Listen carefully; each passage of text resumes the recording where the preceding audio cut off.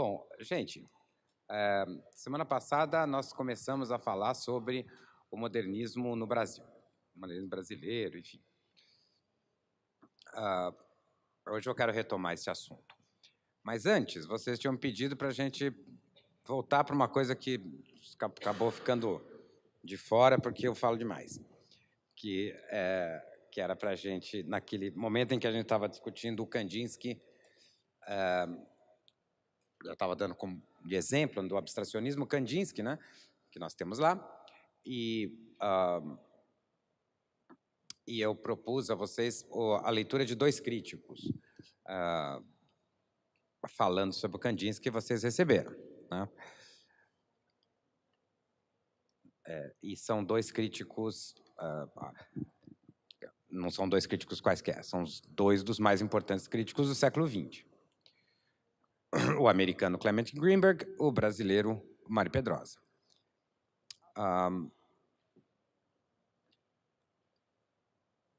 Aqui a gente pode fazer um paralelo, eu falei disso um pouco, algo que, para o entendimento da cultura modernista, ou das transformações, da evolução do modernismo, é tão importante quanto para uma compreensão mais totalizante, não é? É obrigado a isso, mas é tão importante quanto a história da arte propriamente, a partir dos objetos, dos artistas, dos quadros, enfim, como esses que nos cercam, que é o debate crítico entre a crítica que se deu concomitantemente às transformações. Concomitantemente dá a impressão que é paralelo, né? Não é, né? Era ao mesmo tempo, junto, um informando o outro. Talvez uma das grandes diferenças do modernismo para tudo o que aconteceu no terreno da arte antes dele é que a arte moderna contou como parte do seu arsenal de ideias, de formas, de luta, inclusive, já que nós já vimos o quanto a arte moderna demandava um conflito constante com a sociedade da qual ela nascia. E, sobretudo, com o público, com aqueles que queriam, que se interessavam, que iam atrás que viviam o mundo da arte, né? Por isso mesmo, a arte moderna se constituiu num movimento no qual artistas eu já falei um pouco aqui, né? Posso falar mais um pouquinho agora, e esta figura antiga que se remodelou justamente diante do fenômeno da explosão do modernismo, explodindo, detonando, né, criticando duramente, se confrontando com as formas tradicionais da tradição, como eu já falei tanto aqui, que é a figura do crítico.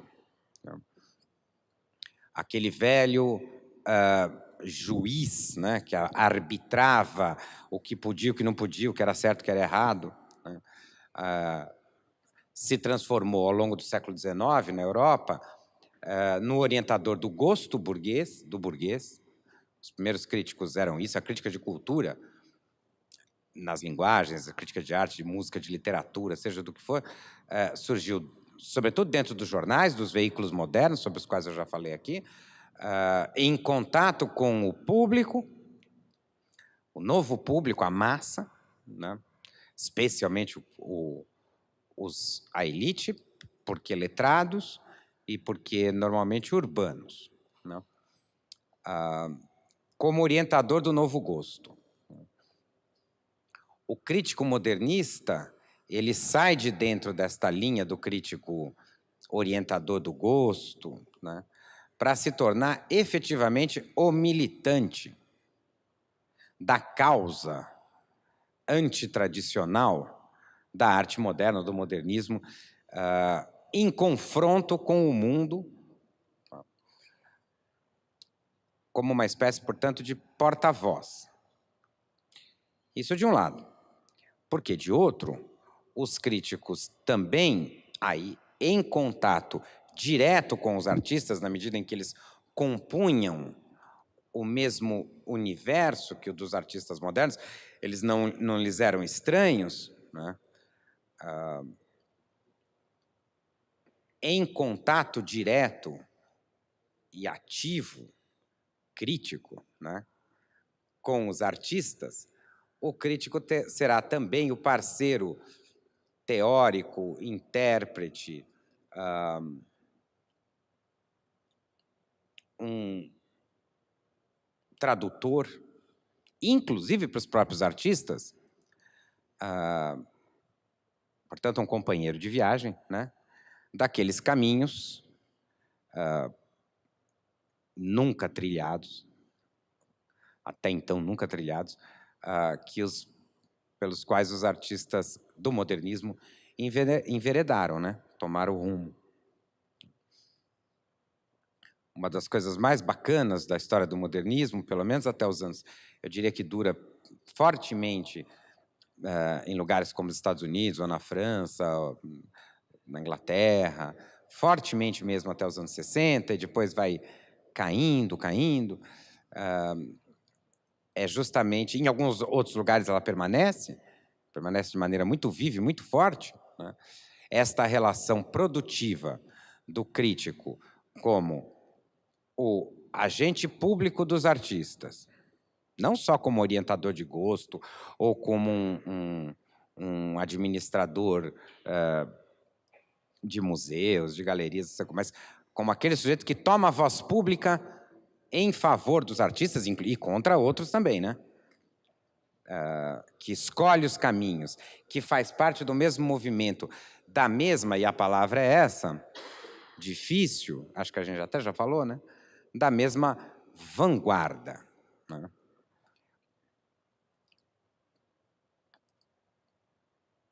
As múltiplas escolas, facetas, linhas, crenças, ideologias do modernismo que, desde o começo do século XX, explodem, né, numa miríade de possibilidades. Nós temos tudo aqui, né?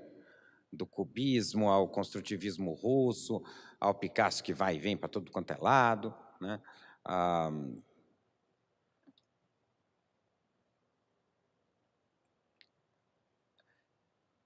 Desde que essas diferentes, que se chamam escolas, mas eu acho esse termo meio...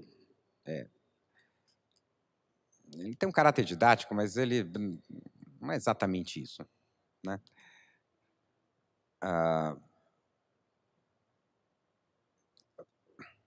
São as escolhas mesmo, né?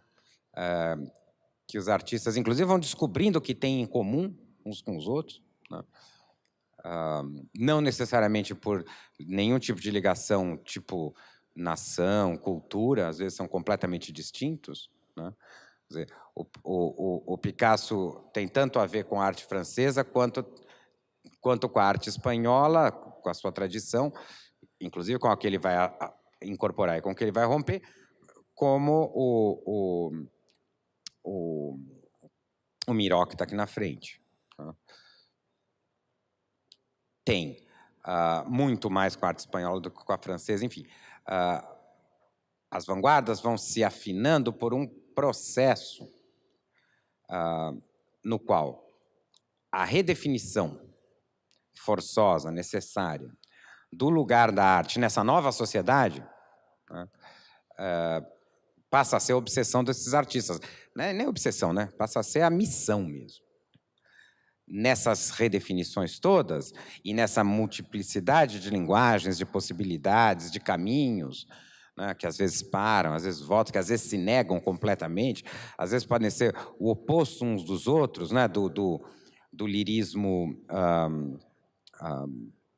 onírico de um Dalí, um surrealista, por exemplo, ao construtivismo do Paul Klee, um profundo racionalismo, né?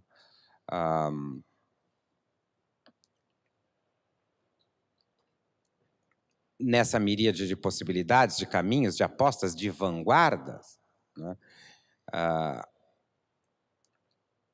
Os críticos são as vozes públicas e os primeiros agentes do debate, das discussões, das revelações, né, das negações, inclusive.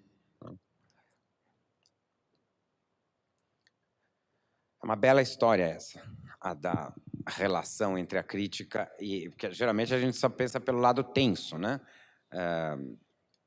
O texto do Greenberg sobre Kandinsky é um bom exemplo, né? Da maneira com que alguns críticos modernos puderam se colocar contra determinadas vertentes do modernismo por estar a favor de outras. E tudo isso não se limitava, evidentemente, a gostos particulares, né? Eram projetos, visões de mundo mesmo, né? Visões históricas que os críticos e os artistas empunhavam, né?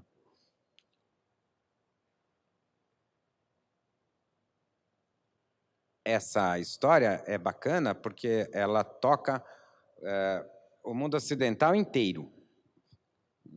E, em alguns lugares, de maneira muito significativa, ou mais forte ainda. Um dos, acho que, exemplos mais interessantes, e isso já seria para juntar com a nossa aula de hoje, é justamente a América Latina. E dentro da América Latina, especificamente o Brasil. Na história das ideias, da cultura, da inteligência brasileira, se é que se pode chamar assim, do século XX, um capítulo, sem dúvida, dos mais importantes, é o capítulo que se referiria, se existisse isso desse jeito, à importância, ao tamanho da importância e da qualidade, em alguns casos é realmente surpreendente, da crítica entre nós, né? E da sua gigantesca influência. É estranho dizer isto, né? Precisa ter uma perspectiva histórica muito clara, né?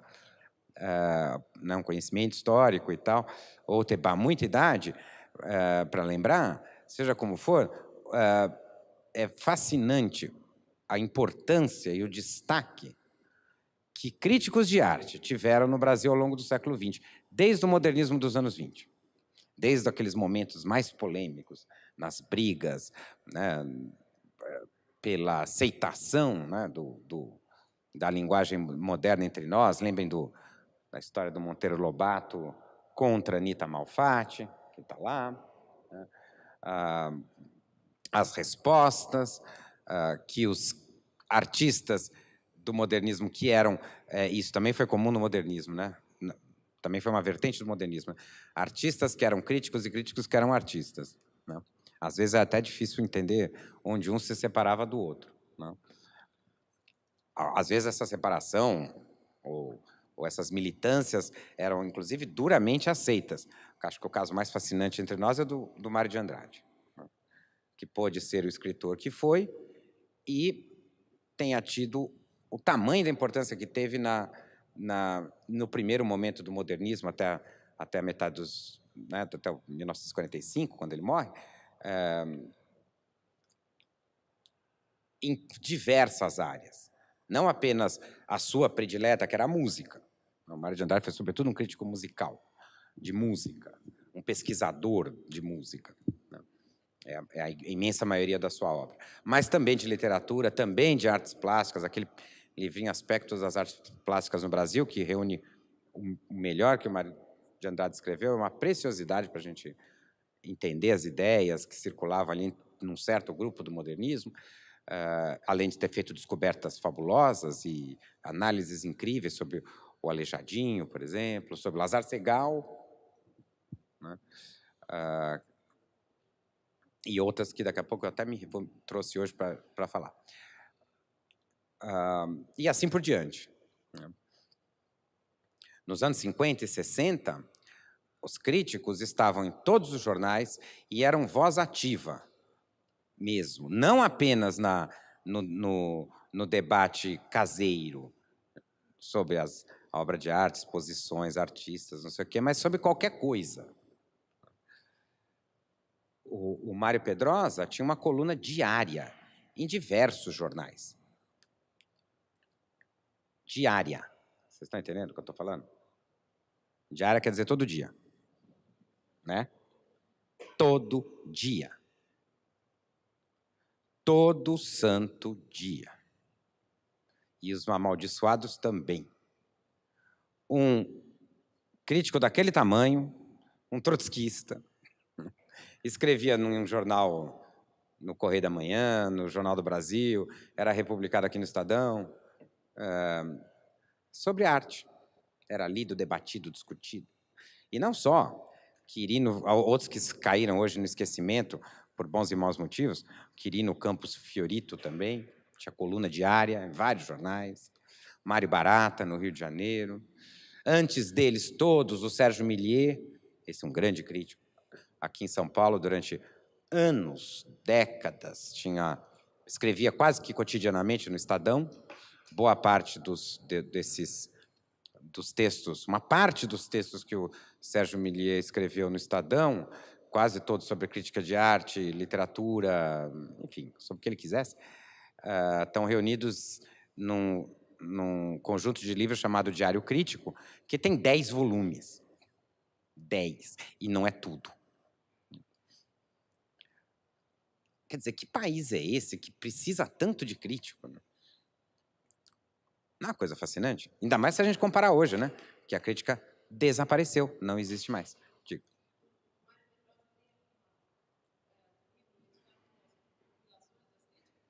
Tem. Bom, essa é uma história tensa. Tem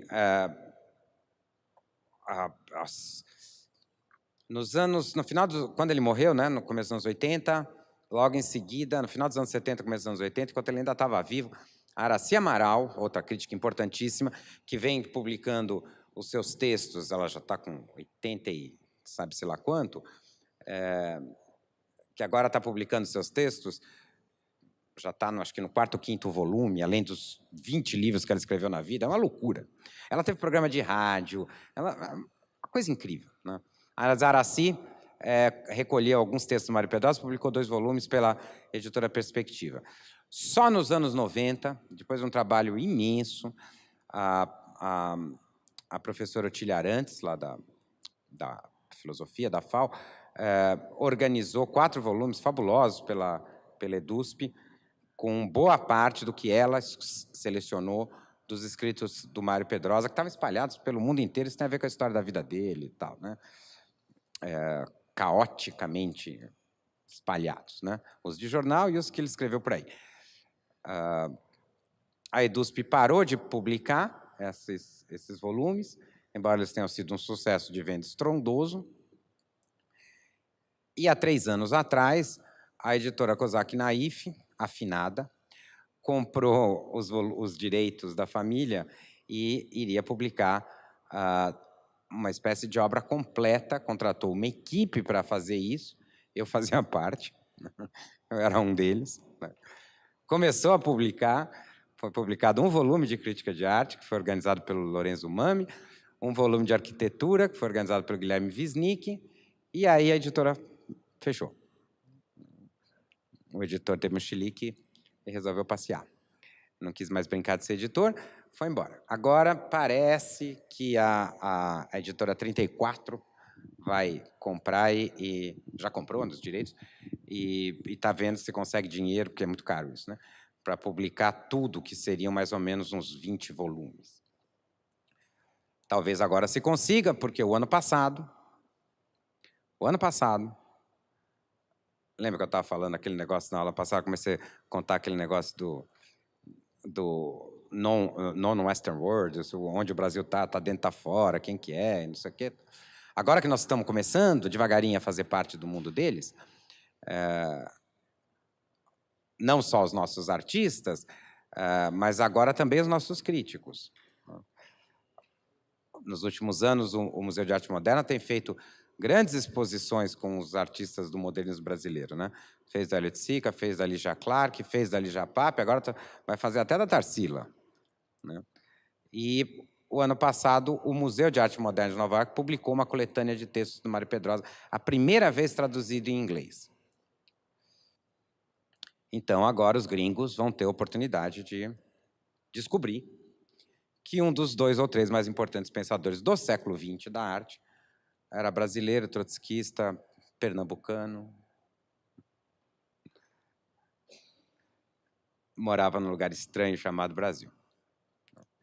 E que sem ele, e que ele foi parte da história do modernismo, não só no Brasil, mas no mundo inteiro, na medida em que teve ligações muito próximas com todo mundo que está aqui dentro dessa sala, né? Os artistas, né? Com o Calder, do qual Mário Pedrosa foi provavelmente o primeiro intérprete, né? Consistente, enfim. No Brasil também, que eu estou contando com a história de contando as edições do Mário Pedrosa, em cima da sua pergunta, é que o Brasil também não conheceu essa figura tão importante direta, é muito quebrado. E é mais espantoso ainda, porque até a sua morte, em 81, ele morreu, foi uma das figuras mais importantes da cultura brasileira.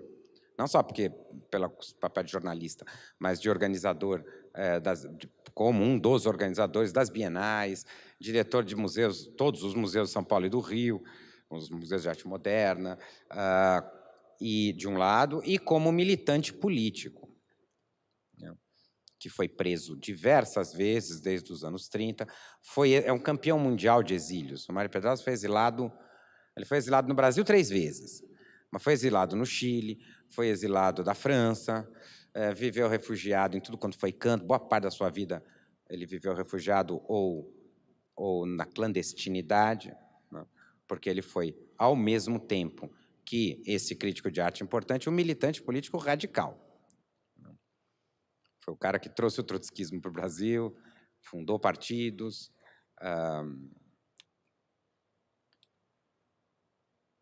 levou tiro na famosa manifestação da Praça da Sé, em 36, acho, né, quando teve um dia do trabalho na Praça da Sé, que os integralistas, os fascistas, resolveram que iam ocupar a Praça da Sé para fazer um 1º de maio fascista.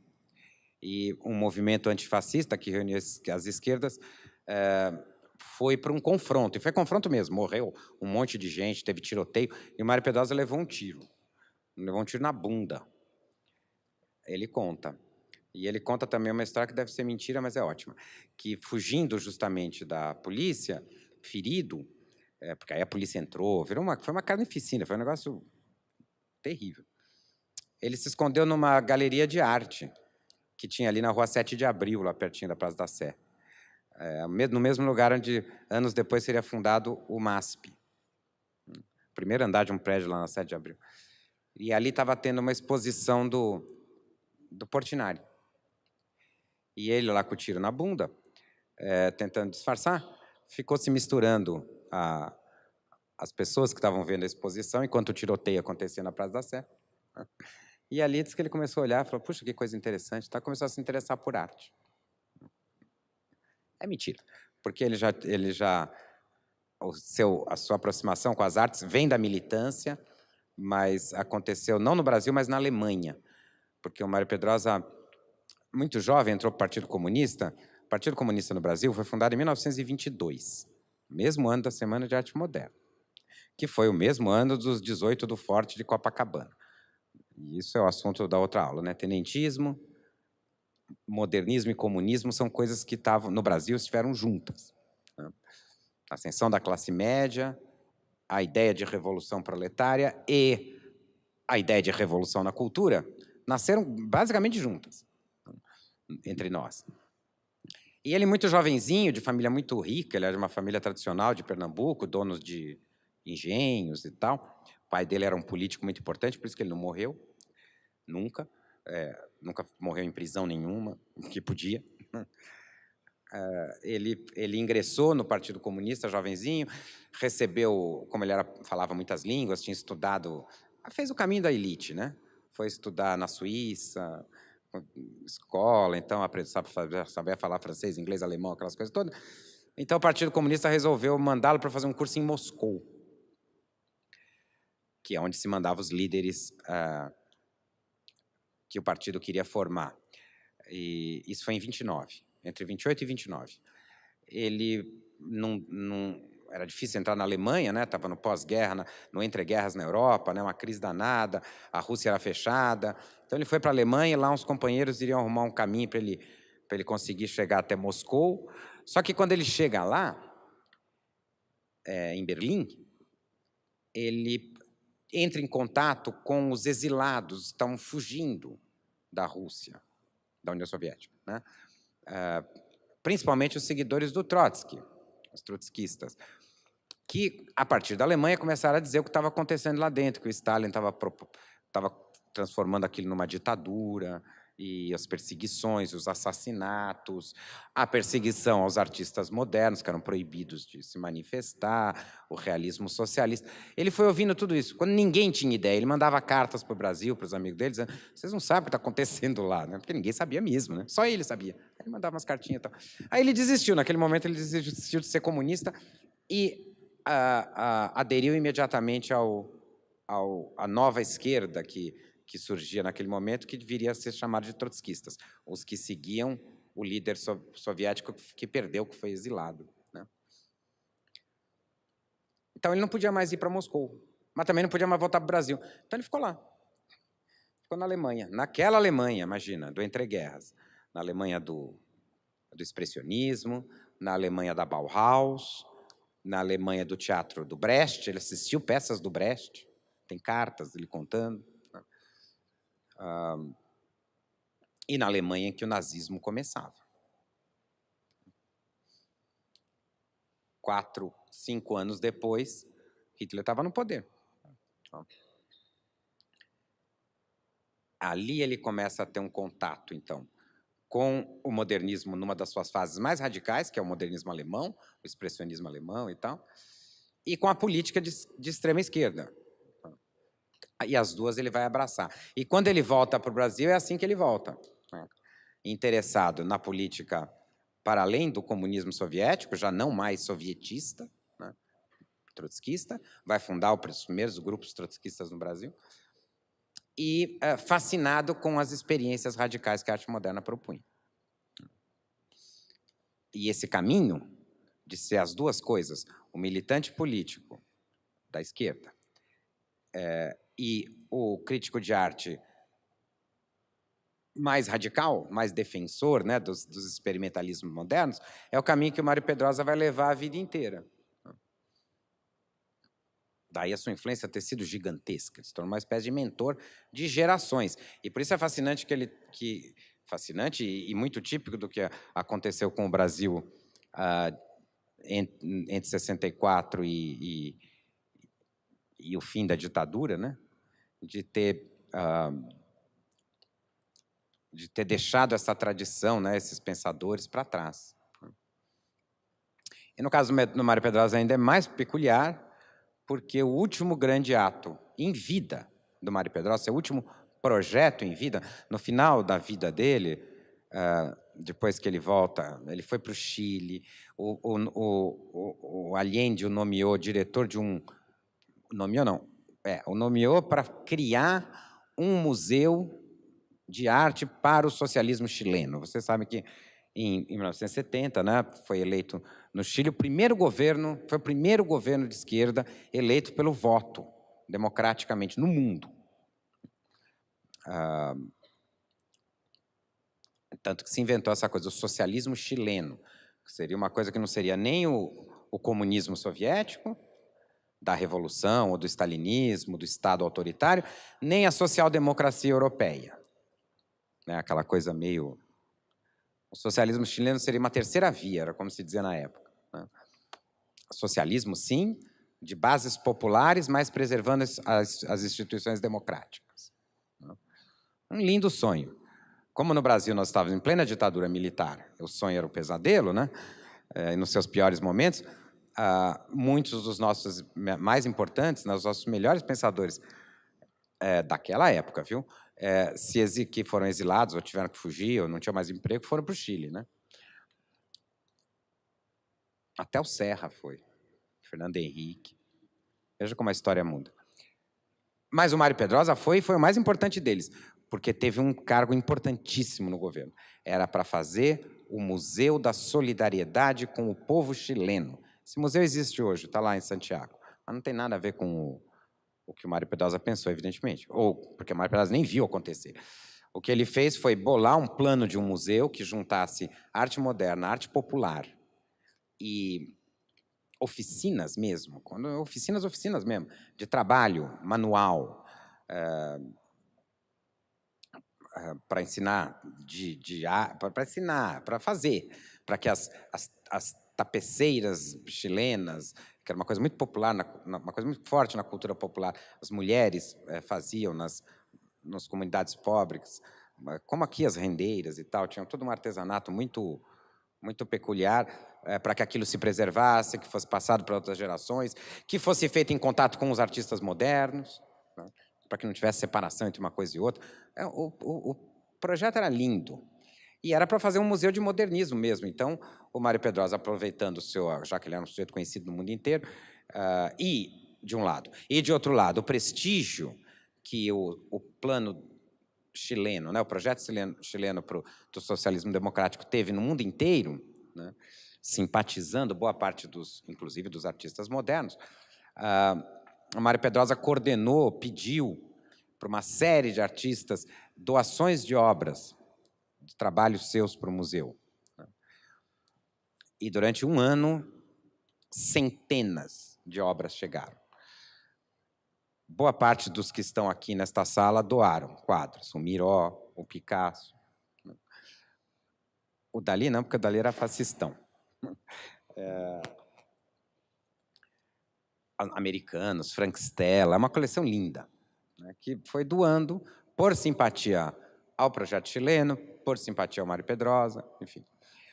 Ele escrevia cartas, pedia, convidava as pessoas para produzir obras especialmente para o museu, e muitos fizeram isso. Então,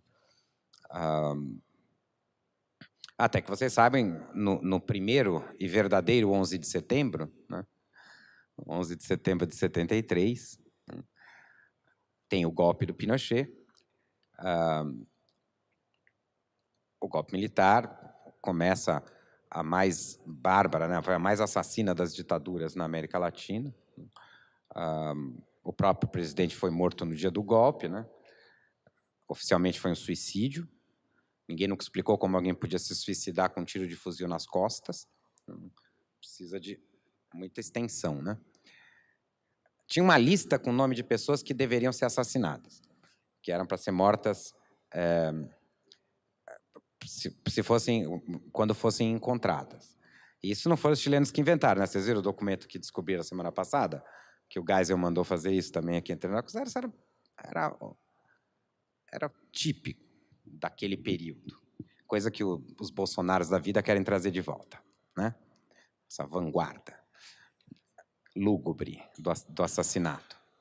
O Mário Pedrosa estava na lista, de modo que ele teve que fugir, se esconder durante dias, até que ele conseguiu se refugiar na Embaixada do México, onde ele ficou 3 meses com polícia na porta esperando ele sair, enquanto se tentava um acordo, porque, afinal de contas, ele não podia ir para lugar nenhum, né? Porque se ele saísse lá no Chile, ele era considerado subversivo e tal, ia ser preso, morto e tal. Mas também não podia voltar no Brasil, porque a ditadura brasileira também o tinha exilado pelo mesmo motivo. Então, ninguém queria o tal do cara, que era um pepino monumental, né? O México não queria aceitar, porque dizer, pô, né, vai ser um problema diplomático com o Brasil, com o Chile e tal. Até que um movimento de intelectuais no México exigiu que o México desse visto para o Mário Pedrosa sair, aí ele saiu. Aquele fulano está na... Como é que chama aquele cara? O cara do Wikileaks está há 2 anos, né? Preso. Né? O Mário Pedrosa teve sorte, então, só ficou 3 meses numa embaixada, para não ser preso por uma ditadura. Esse outro é por uma democracia, né? Aí ele foi para o México, mas o México não deu entrada. Deixou ele sair do país, mas quando chegou no México, falou, mas aqui você não fica também. Aí ele conseguiu asilo na França e foi lá, e lá ficou seus últimos anos. Tudo isso que eu estou contando, o homem tinha 75 anos. Não era uma aventura de um jovem de 22 anos radical. Era um velho de 75 anos, passando por tudo isso. Quando ele voltou ao Brasil com a anistia, aí o crítico de arte não voltou com ele, né? Aí, nesse momento, ele foi abandonando a crítica. Aliás, seus últimos textos são muito bonitos, explicando por que ele não achava mais que ele tinha nada a dizer sobre a arte dos jovens. Mas não era uma coisa conservadora. Tal. Ele dizia que ele achava que ele já não tinha mais nada a dizer. E que o que interessava para ele naquele momento não estava mais na arte, como esteve antes. O que interessava para ele naquele momento estava na política, na vida social e em refazer o país depois da ditadura. E aí ele fica com esta obsessão até que, em 1978, como vocês sabem, estoura no ABC, lá em São Bernardo, as primeiras greves da ditadura, né, e as mais fortes. A primeira vez que se peita a ditadura, né? Os trabalhadores, os operários, os metalúrgicos do ABC entram em greve, exigindo salários, peitam a ditadura, peitam o exército, vão presos, saem da prisão, fazem greves gigantescas, fazem comícios com 60 mil pessoas no estádio da Vila Euclides. O Mário Pedrosa estava lá, vem do Rio, velhinho, doente, ele morreu de câncer, para ver, para estar junto, para fazer discurso.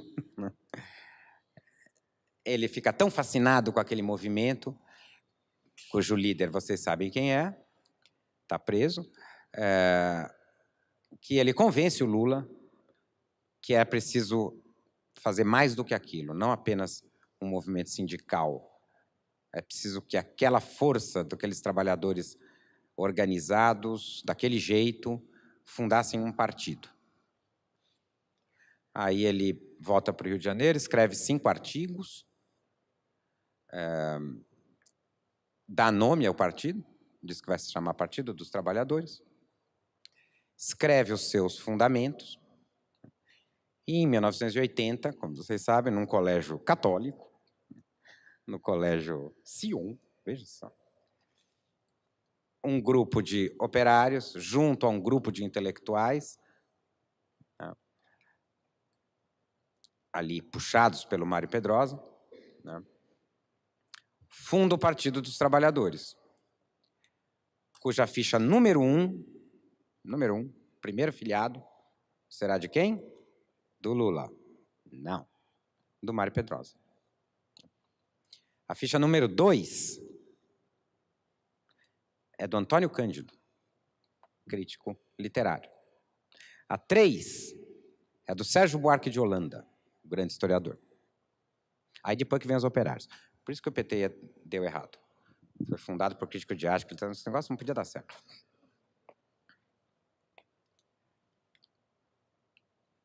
Alguém sabia dessa história? Não é incrível?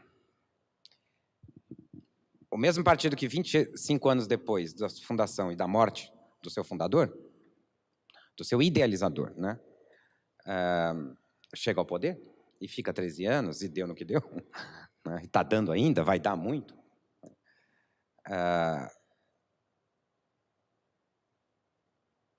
Foi uma utopia da união entre críticos radicais de arte, de literatura, historiadores, intelectuais,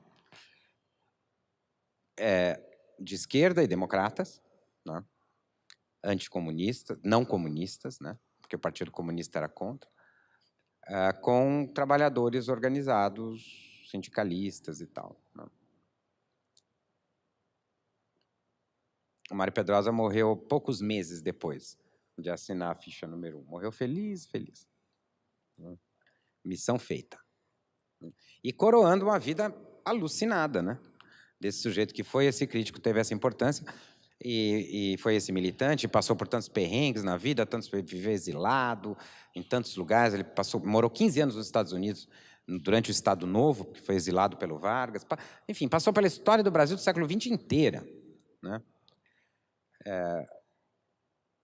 termina a vida dizendo que a arte moderna morreu. Foi o Mário Pedrosa que criou, provavelmente, falou pela primeira vez o termo pós-moderno, para se referir a determinados trabalhos, especialmente ao Elliott Sica.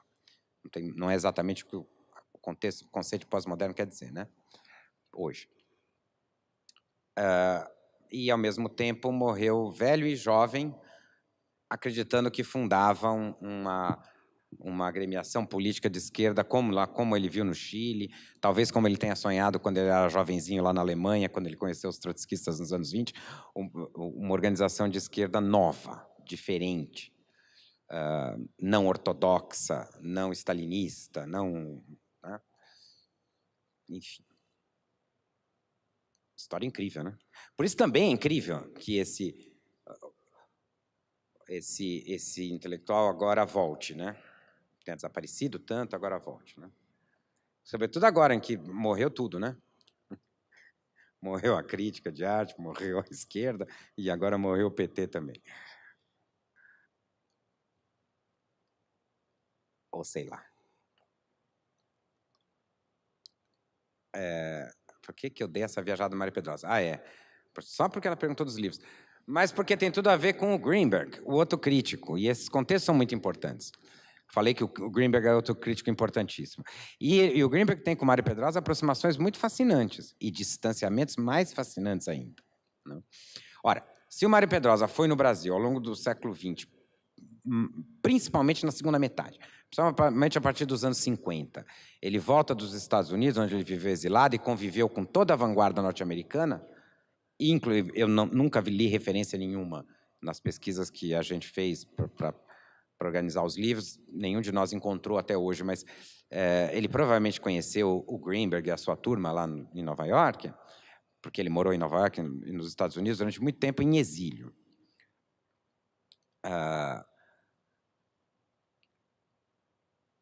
Eles talvez tenham se conhecido, enfim. Mas quando ele voltou para o Brasil, depois do fim do Estado Novo, com a morte do Vargas em 45, aí é que ele começa a escrever cotidianamente, aí ele vira um crítico de jornal mesmo, né? Até então ele não era, ele era um militante político que fazia crítica de vez em quando. Depois ele assume isso, né, como uma profissão e como uma forma de engajamento.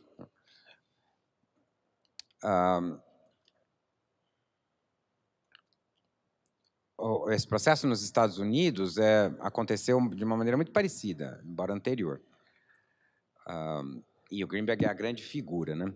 O Mário Pedrosa, como eu disse, a partir dos anos 50, coordenou como crítico, como pensador, como crítico público, engajado, intelectual público, todos os debates sobre a arte moderna, são os mais importantes, né?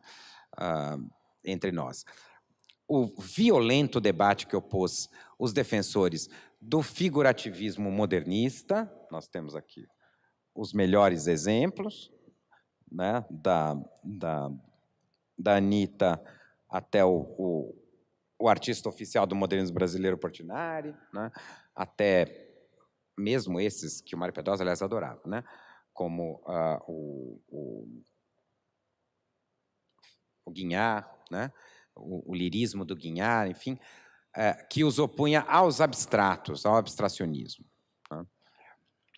Esse debate entre figurativos e abstratos no Brasil virou um debate violento, né, que, na verdade, encobria não, né, era parte de questões muito amplas. Né. Era um debate político, não era um debate de gosto estético, propriamente. Né. Havia aqueles que defendiam a ideia de que, uma vez que estávamos modernizados e caminhávamos dentro da ordem do modernismo, precisávamos acompanhar as vertentes mais radicais, então precisávamos abandonar a linguagem figurativa para ingressar na nova linguagem do mundo moderno, que começava ali no abstracionismo cubista, passava pelo Miró, pelo Kandinsky, chegava nos construtivistas, na escola russa ou no neoplasticismo holandês, enfim. Outros, o Mário Pedrosa estaria dentro desses grupos, embora os argumentos do Mário Pedrosa sejam mais consistentes do que esse, apenas. Né? O outro grupo, não. O outro grupo defendia que a linguagem moderna que nos cabia foi aquela que foi gestada ali no modernismo, né? E que tinha como princípios fundamentais a ideia de que o papel da arte era um papel de comunicação com o público, direta, portanto, ela tinha que ser compreensível, né?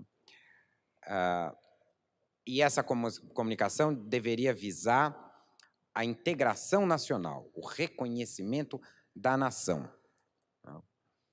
A arte figurativa brasileira devia ser moderna, em linguagem moderna, né?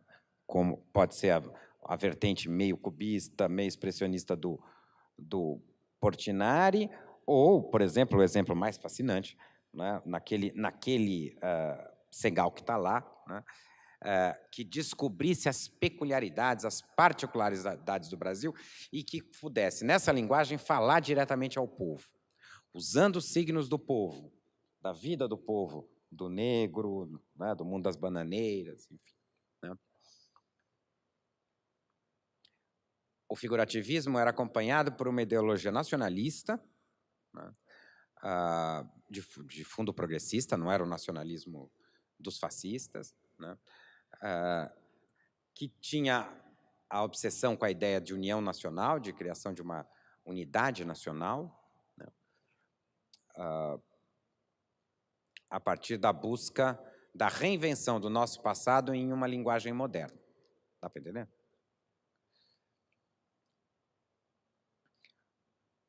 Os abstracionistas defendiam um ponto de vista e uma estética, obviamente, contrária a isto.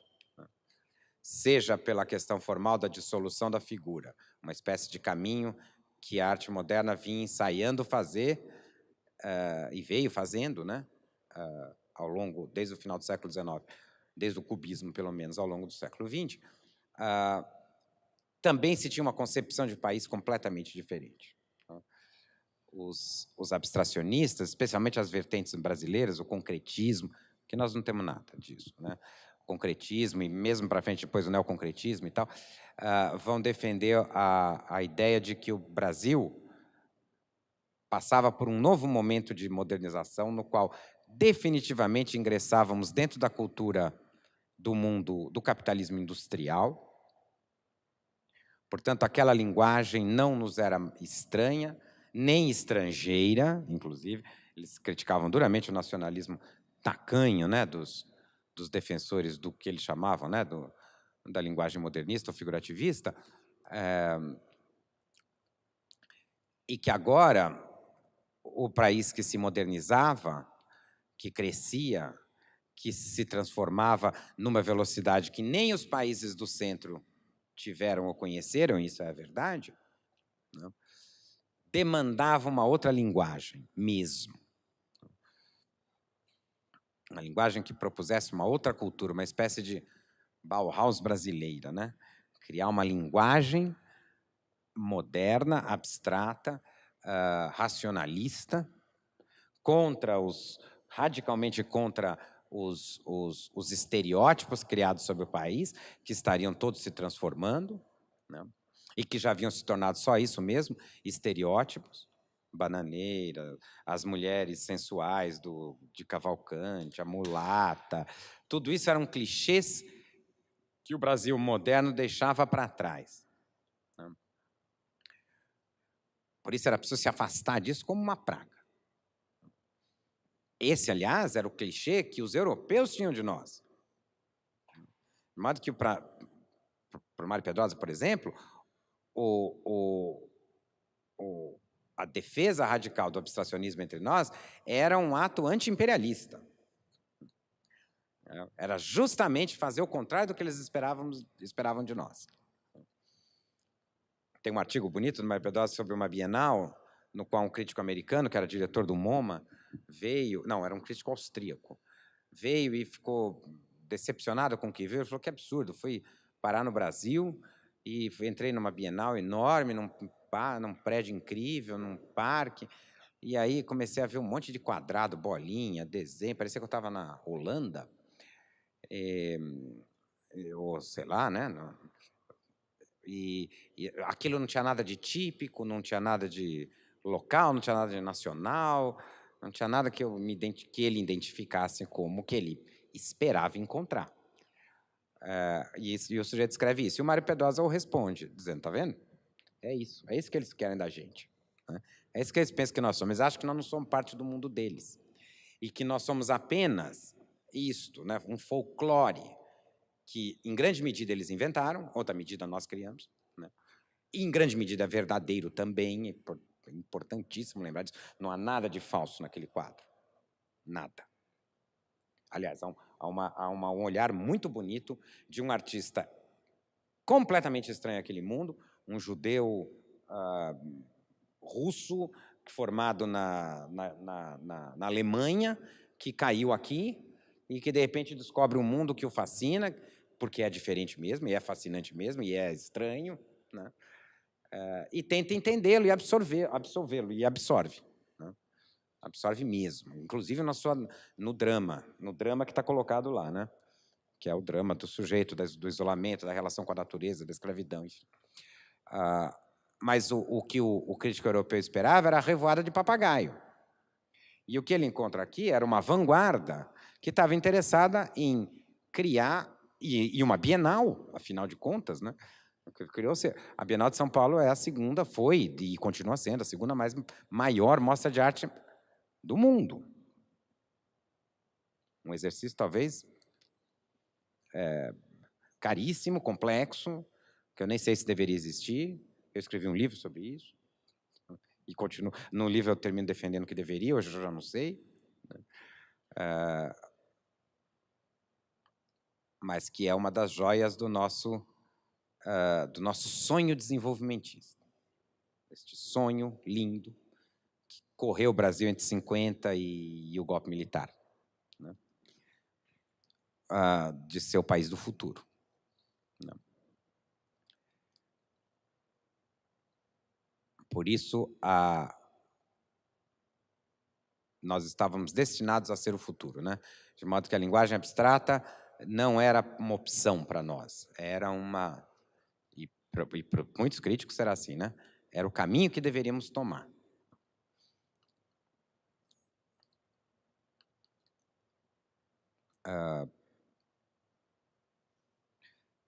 Então, notem, esse debate, por exemplo, no qual o Mário Pedrosa foi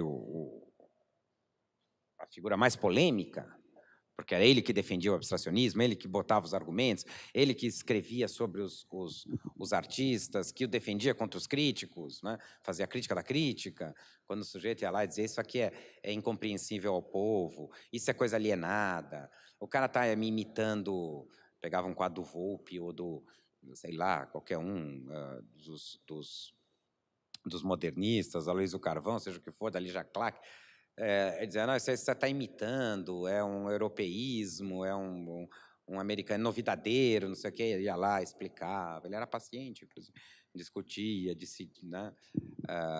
Enfim, fazia esse papel um pouco do pedagogo do moderno. Né?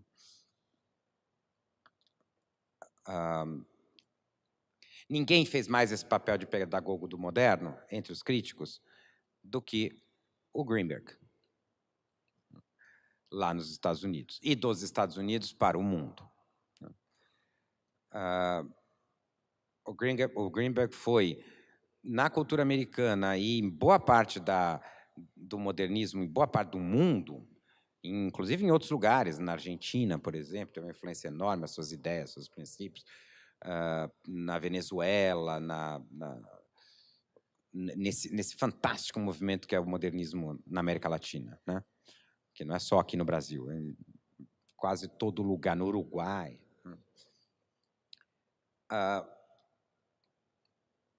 O Greenberg foi o grande defensor do caminho do moderno em direção à abstração e o seu mais radical teórico, sob um determinado ponto de vista. Ele tem em comum com Mário Pedrosa a mesma origem ideológica, não social. Tem um texto muito bonito do Greenberg, se vocês quiserem ler, um dia está num livro chamado Arte e Cultura, o mesmo que eu tirei esse texto aí, que se chama A Rua 8 em Nova York nos anos 30. Ele conta, basicamente, em rápidas pinceladas, o mundo no qual ele surgiu, que era o mundo que ele falava, ficava entre a Rua 8 e a Rua 12, qualquer coisa assim, num bairro que se chamava Village. Aquele mesmo que hoje é aquele lugar hipster, chique, carésimo, né? Nos anos 30, era o Capão Redondo de Nova York. E eu estou falando sério, não estou brincando. Era a periferia, pobre, miserável. Pobre, inclusive, sobretudo porque era o lugar onde ficavam concentrados os imigrantes. A imensa massa de imigrantes miseráveis, né? Judeus, irlandeses, a escória dos Estados Unidos daquele momento, né? Alemães, enfim, os imigrantes, os que fugiam da miséria, italianos, logo, tanto que ali, quem conhece Nova York, grudado no Village tem o Little Italy, né, até hoje, também hoje é chique, Maurício Scorsese, essas coisas. Mas era uma pequena Itália, era uma ofensa, porque era lugar de carcamano, mafioso, trabalhador braçal. E o Greenberg conta que é ali, naquela miséria, naquele isolamento, ele fala, onde a distância entre onde a gente vivia no Village e o mundo em torno do Central Park, lá, que era apenas de 40 quarteirões, era a mesma distância que existia entre a miséria e a prosperidade. Era como se fossem dois países distintos. Mas era ali, justamente nessa pobreza e nesse isolamento, e notem que com isso está se refazendo a mesma história do modernismo na França, como eu já contei aqui, é que a arte moderna nasce nos Estados Unidos. Antes dela se tornar o que se tornou, antes dos grandes colecionadores, dos ricos americanos começarem a comprar arte europeia. Isso eles já estavam fazendo. Já vinham, desde o final do século XIX, comprando a arte europeia e colocando a arte europeia, que antes era a arte dos marginais, como a arte central do novo mercado, vocês sabem disso, né? Alguns ricos excêntricos ficavam milionários, mudavam para Paris para encher a cara, para se divertir, e pagavam, compravam um Picasso por $2 e começava a compravam tudo, né? Iam no ateliê do cara, saíam com 80 quadros, e aí, graças a isso, o cara conseguia comer por 6 meses.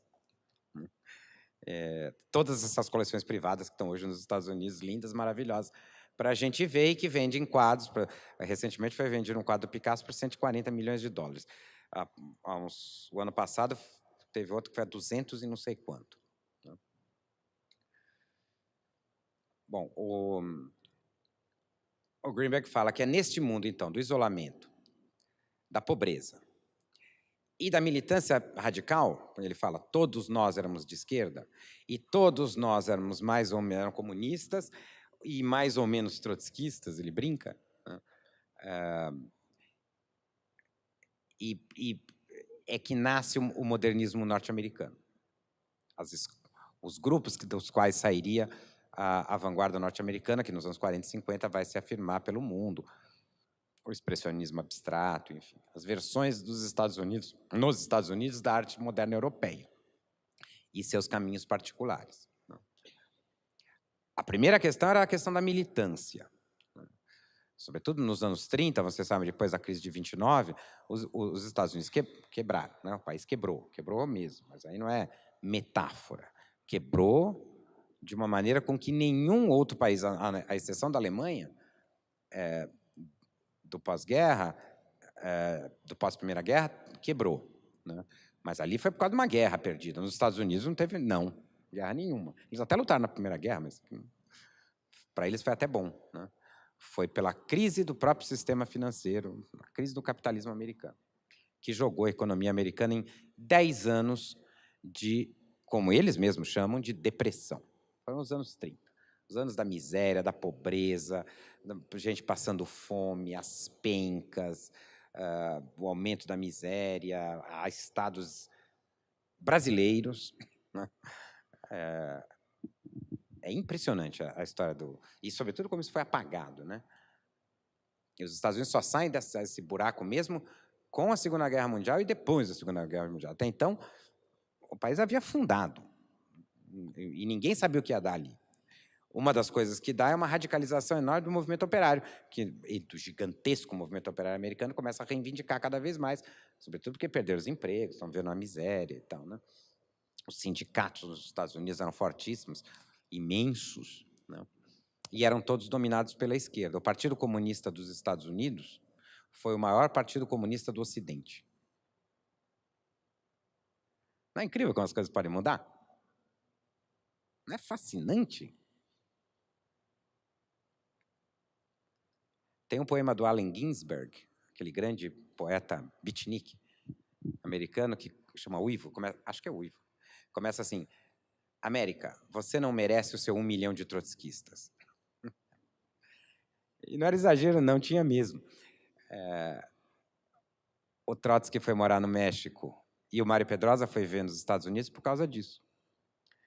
Porque eles acreditavam piamente que a próxima revolução socialista que aconteceria no mundo, e nos anos 30 muita gente pensava isso, aconteceria nos Estados Unidos. Por isso que o Trotsky foi morar no México, ali do lado, protegido pelo Diego Rivera, pela Frida Kahlo e tal. Ele estava lá do lado dos Estados Unidos, onde ele tinha mais seguidores. Vejam como as coisas mudam. O Mário Pedrosa também foi para lá por causa disso. Enfim, o Greenberg nasce neste mundo. Ele conta isso. Aliás, o Greenberg fundou uma revista, uma das mais importantes revistas da esquerda não comunista, né, não pró-soviética do mundo, que existe até hoje, uma revista que chama Partisan Review, a revista dos companheiros, literalmente. O Greenberg foi o fundador e o editor dela, e foi nesta revista que, ao mesmo tempo que aconteciam os grandes debates sobre a política dos Estados Unidos, da esquerda, sobre a União Soviética, dizendo contra o stalinismo, não sei o quê, aconteceram os grandes debates sobre a arte moderna nos Estados Unidos, no qual todo mundo, mais ou menos, vivia do mesmo lado, né, e vindo do mesmo lugar. Só nos anos 50 que eles vão dar o salto para cima, né? De modo que a crítica nos Estados Unidos, que o Greenberg incorpora, do modernismo americano, é uma crítica ultrapolitizada e que tem a mesma perspectiva quanto ao futuro da arte e da arte americana. No caso do Greenberg, de maneira muito ortodoxa. No caso do Mário Pedrosa, não. E no texto, se a gente ler direitinho os dois textos que eu dei para vocês, dá para perceber isso, né? Analisando o mesmo artista. Tá? Ora, o Greenberg se tornou o grande teórico do modernismo americano e ele definiu seu caminho em alguns ensaios muito influentes, muito importantes. O mais importante deles é no começo dos anos 30, que chama Vanguarda e Kitsch. Kitsch, sabe? Kitsch, brega. Basicamente, ele diz que lá, que olhando para os Estados Unidos e para o futuro do mundo nos anos 30, era preciso se redefinir o papel das vanguardas. Por quê? Porque ele diz que, ora, antes, no século XIX, a luta das vanguardas, dos jovens, dos novos pintores, dos artistas que não se curvavam à tradição, ao conformismo e tal, era lutar contra uma cultura, ela sim, claramente baseada no passado, no retorno conservador, nas ideias aristocráticas, seja no que for. Ali, naquele momento, o inimigo era claro. O modernismo também foi parte da Revolução Burguesa, eu já falei isso aqui, né? De modo que uma parte da burguesia também se tornou sócia, a burguesia mais esclarecida, ou mais radical, se tornou sócia e entusiasta do modernismo. E isso ajudou a sustentá-lo durante um tempo, né? Financiando, comprando quadros, explorando os artistas, seja como for, por casamentos, mas enfim, né? Bom, basicamente ele diz tudo isso para dizer, olha, mas chegou aqui nesse momento, aqui nos anos 30 e tal, nos Estados Unidos, isso é mais claro, esse negócio que ele não diz exatamente isso, mas eu acho que eu entendo que é assim que ele está dizendo. Uma vez que, como aconteceu na União Soviética, o que aconteceu na União Soviética não aconteceu no resto do mundo, e mesmo na União Soviética a revolução foi traída, para usar um termo que os trotskistas usavam, e o Greenberg nessa época era um trotskista, portanto ela regrediu, né? Sobrou no capitalismo vitorioso uma novidade que o século XIX não conheceu.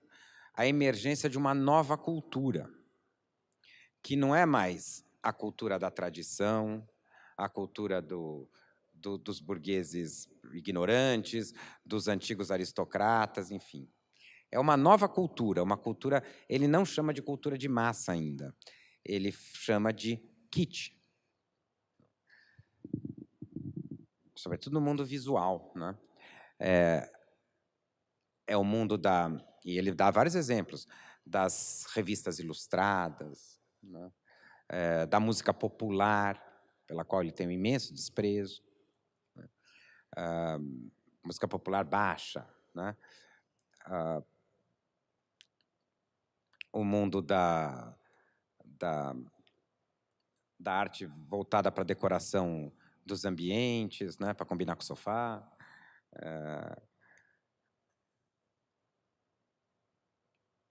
Enfim, ao mesmo tempo que a vanguarda modernista foi avançando, para um caminho cada vez mais radical, cada vez mais estranho ao movimento social ou à própria cultura, na esperança que um dia o povo a alcançasse, né? Estivesse junto com ela. Diz o Greenberg, olha, entre a cultura popular genuína, que já ficou para trás, e a nova vanguarda que se radicaliza cada vez mais, surgiu uma coisa no meio, que é essa cultura kitsch, ou a cultura os frankfurtianos vão chamar depois de indústria cultural. Essa coisa de transformar a cultura os objetos, antigos objetos de cultura, da música, artes, enfim, nessa produção em massa, voltada direta à satisfação imediata do consumidor, enfim, fazer arte ou música ou literatura como se faz sapatos. Aliás, usando a mesma lógica, inclusive, né? de formação e de venda. Diz o Greenberg num estranho pessimismo, num enorme pessimismo. Isto é a cultura triunfante de um mundo que não conheceu a Revolução e que se imbecilizou. Sendo assim, essa é a saída greenbergiana, cabe agora à vanguarda, e aí o movimento é incrível, o raciocínio é muito astucioso e um pouco bizarro também. Cabe à vanguarda defender a alta cultura contra os novos bárbaros. Quem são os novos bárbaros? O povo. O povo dominado, ocupado pela essa fábrica de formar idiotice, imbecilidades. Você está com o papelzinho, né? E repetições. Dá para entender isso? Quem cuidará da beleza sublime de um quadro do Delaunay ou do Picasso, num mundo que só quer saber de Elvis Presley e Ivete Sangalo e o casamento do príncipe e o filho da princesa, sei lá que coisa. Estou assumindo um greenbergiano aqui. A arte moderna tem, sim, é a visão do Greenberg, de assumir o seu caráter elitista. E aí a palavra elitista, nesse uso, está dando para entender? Nesse uso ela não tem um sentido propriamente pejorativo, né? É quase de resguardo. É de resguardo. Diz, olha, os burgueses não querem saber de arte, querem saber de mercadorias. O povão agora também não quer mais saber de arte, porque o capitalismo descobriu como é que faz para deixar todo mundo feliz. E não tinha nem inventado a televisão ainda, só tinha o rádio, né? Olha, agora, o que a vanguarda pode fazer? Caminhar ao povo, agora ela vai bater... Antes, quando tentava ir ao povo, batia com o impedimento do conservadorismo, ou seja, a tradição, na cabeça das pessoas. Só queriam ver aquilo que elas já conheciam. Agora, ela se bate com uma outra coisa, que não é mais nem a tradição. É uma novidade moderna também, tão moderna quanto a arte moderna, que é a indústria de massa. Para que eu vou perder tempo tentando entender a sagração da primavera se eu posso rebolar com Elvis Presley? Esse é o papo do Greenberg. Eu não estou dizendo que eu concorde, hein? Mas é o papo do Greenberg e dos Greenbergianos. Dá para entender isso? Acharam como transformar a cultura em mercadoria. Descartável, fácil, entretenimento puro. Né? E o modernismo, na visão do Greenberg, não poderia ser isso. Não conseguiria ser isso. Né? Ele literalmente não tinha mais público. Perdeu o público. Perdendo o público, o que lhe restava? Era ser, sim, patrocinado pelos ricos, sorte de quem pudesse ter um rico para chamar de seu, para cuidar. Né?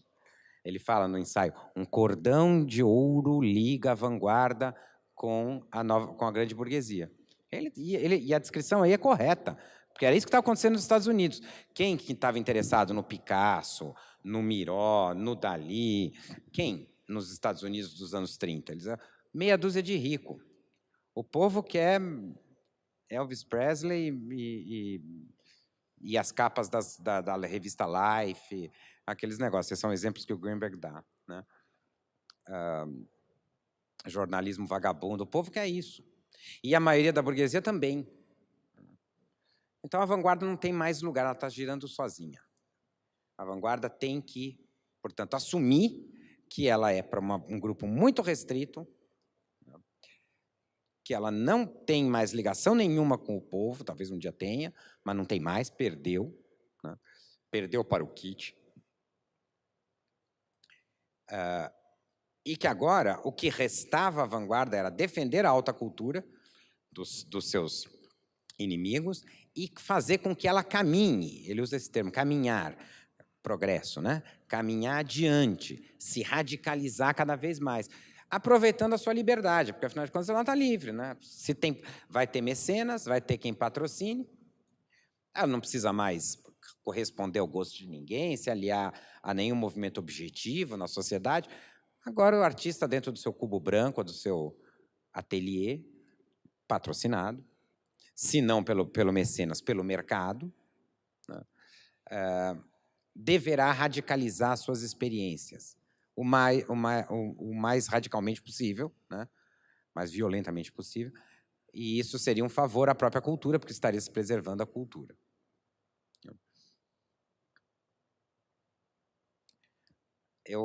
Paradoxalmente, eu costumo definir isso como um trotskismo elitista, por mais contraditório que isso seja. Né? Essa foi a visão do Greenberg. Ora, no ensaio sobre o Kandinsky, que vocês leram, esses princípios aparecem. Né?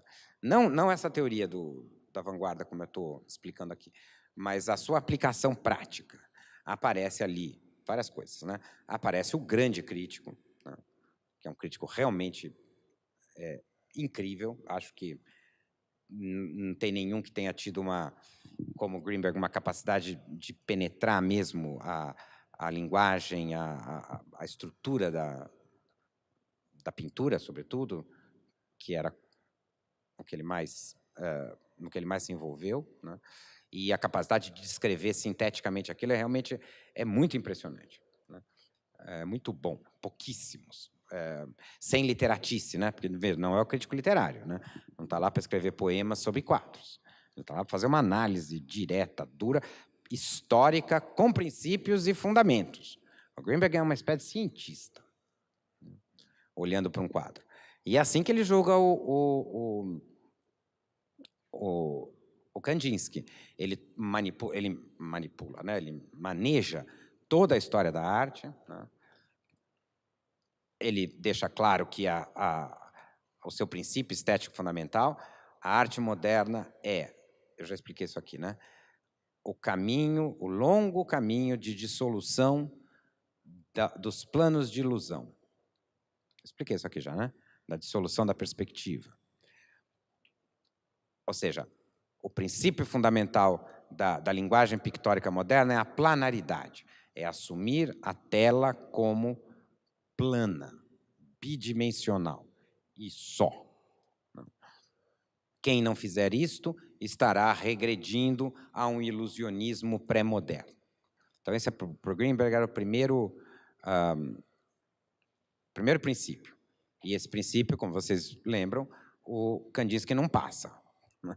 Ele fala, quase passa, mas ele ainda, como ele ainda é muito ligado na coisa onírica, de recriar um certo imaginário, um colorismo de fundo popular, que ele trouxe da Rússia, não sei o quê, ele ainda guarda um certo desejo de um movimento, que não é o movimento das simultaneidades do cubismo, que está representado ali melhor do que, né, ali do cubismo analítico, né? Da dissolução completa do objeto na sua fragmentação e remontagem, a partir exclusivamente do jogo do plano, sem absolutamente tentar criar nenhuma ilusão de fundo, né? E isso explode toda a linguagem plástica de 500 anos. O Mário Pedrosa, aliás, concorda com isso sem a menor dúvida. Mais para o Greenberg, no método Greenberg, o Kandinsky tira nota baixa, não tira 10, tira uns 8. Que mais?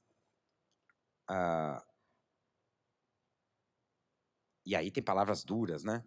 Duras de maneira... No final do texto, ele não consegue mais participar do futuro, né? Ficou preso ao passado, deveria ter sido um mero colorista, devia ter ficado ligado ao que ele fez no início da carreira, especialmente quando trabalhava na Bauhaus, né, na qual a sua pintura era uma espécie de...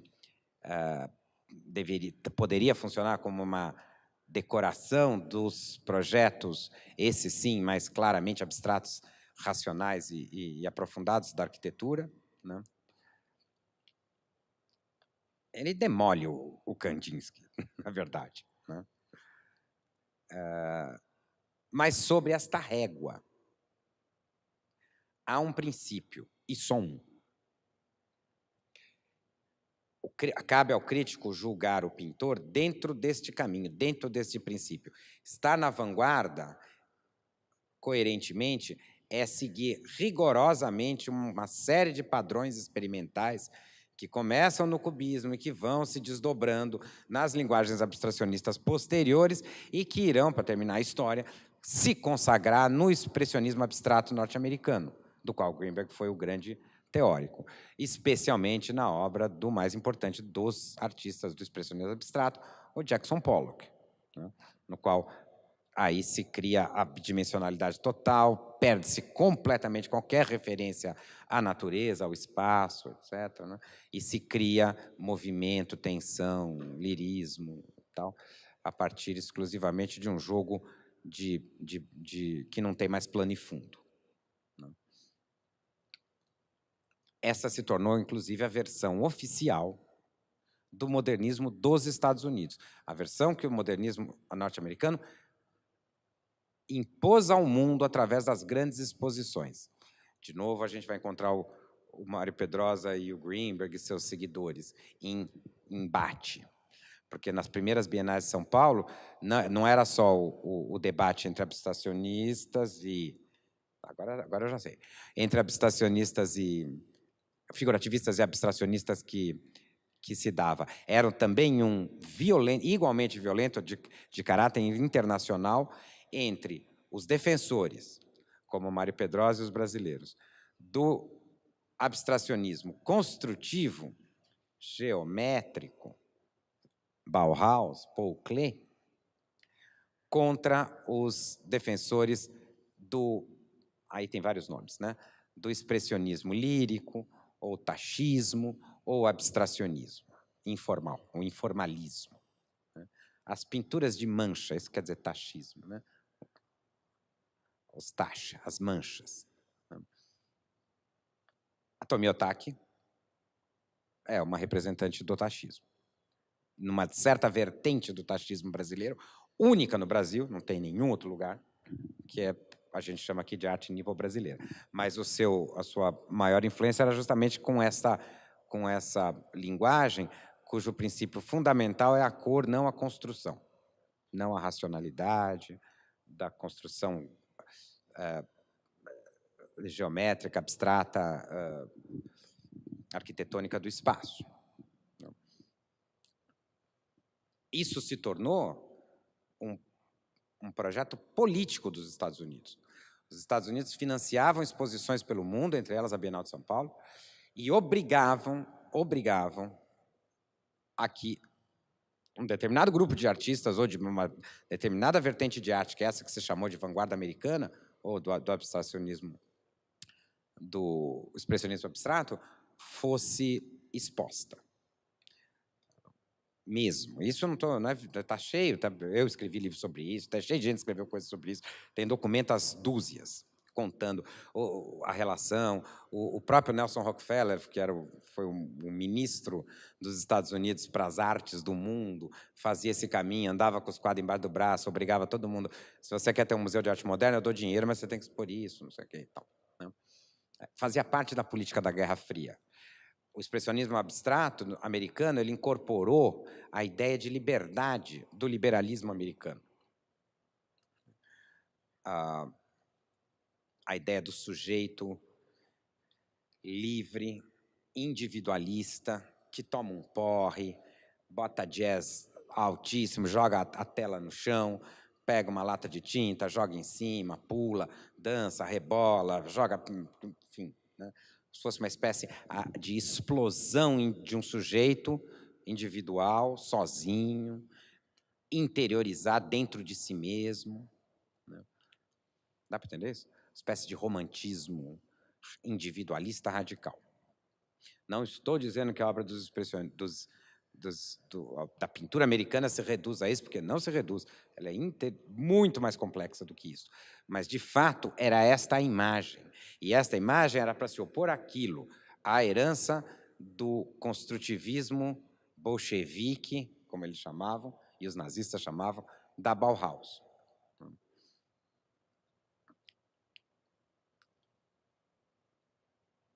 E é aí que a gente entende a passagem do texto do Greenberg para o do Mário Pedrosa.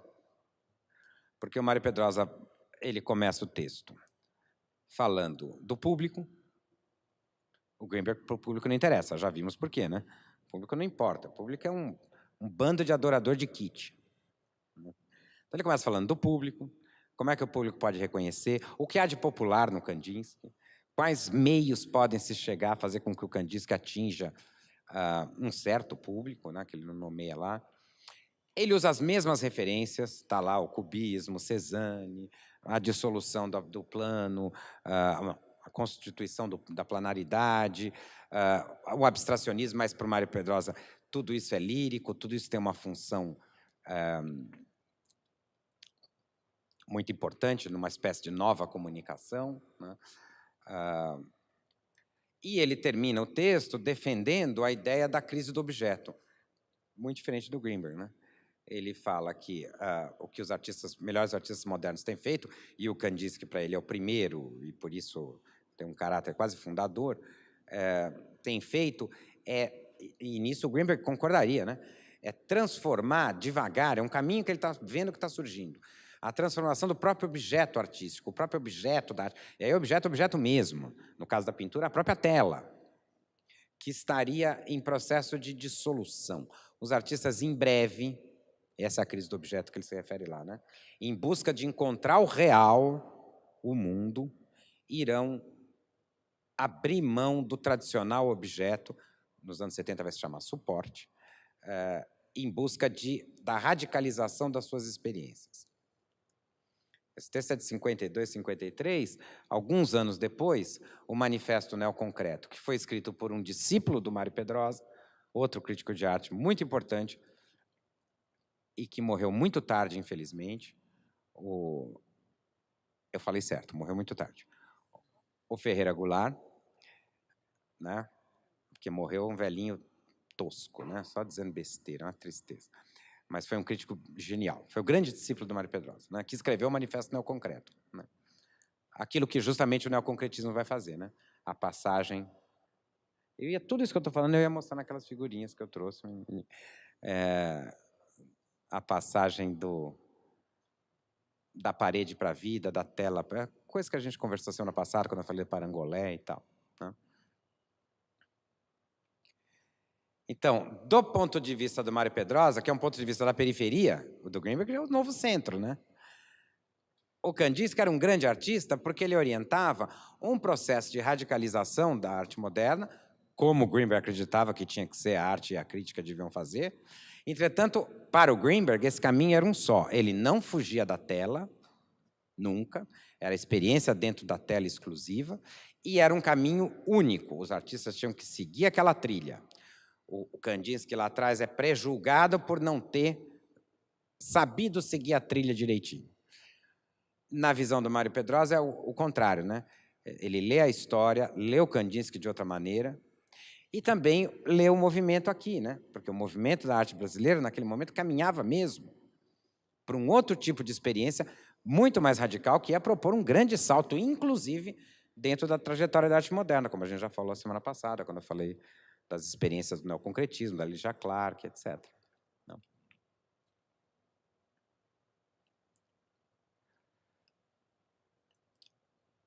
São críticos que têm enorme proximidade e uma diferença radical. Do mesmo jeito que os contextos, tanto o americano quanto o brasileiro, têm grandes proximidades e diferenças radicais. Né? Querem saber de uma outra diferença? Eu terminei contando do Mário Pedrosa que ele terminou a vida lá naquela coisa utópica, né, de fazer o partido junto com os operários, não sei o que lá. E o Greenberg terminou sendo financiado pela CIA. E apoiando coisas como a Guerra do Vietnã, a eleição do Reagan. Triste fim para um trotskista. E sendo profundamente desprezado por toda a geração dos anos 60 nos Estados Unidos, desde a pop art, que toma o Greenberg, com bons e maus motivos, até pelos maus, mas sobretudo pelos bons, né? Toma o Greenberg como seu inimigo, como a besta fera a ser demolida. Não há nada mais anti-Greenbergiano, é óbvio, né? Se eu me fiz entender aqui, do que a obra do Andy Warhol, do que as performances, do que qualquer coisa disso. Né? Em grande medida, o pop americano, as experiências que virão depois, né, das performances, enfim, da land art, do minimalismo, elas vão ser feitas para ser contra o Greenberg, para ser literalmente anti-Greenbergianas, anti-receita greenbergiana, que é exatamente o oposto do que acontece na arte brasileira. Né? Toda a arte brasileira do neoconcretismo adiante, né, desde o concretismo, né, mas sobretudo a partir do neoconcretismo e das experiências que foram cortadas pelo golpe, mas enfim, dos anos 70, 80, tem naquele velhinho de 80 e tantos anos o seu guia. É o oposto. Todos os artistas brasileiros importantes dos anos 60 e 70 se fizeram pensando no Mário Pedrosa. Pouquíssimos contra, pouquíssimos. Teve até um outro, mas pouquíssimos. Não é engraçado cada caminho, né? Dá para ver isso nos textos?